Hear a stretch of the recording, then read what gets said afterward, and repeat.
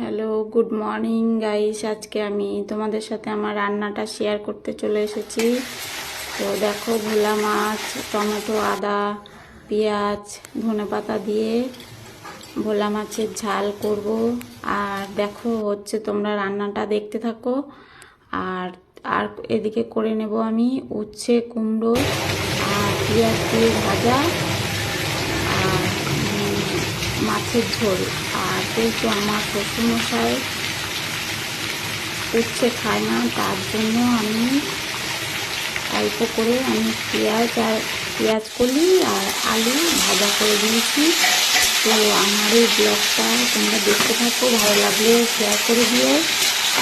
কেমন হয়েছে আমার ব্লগটা, আমি এডিটিং করতে পারি না, তাও তোমরা একটু দেখে নিও।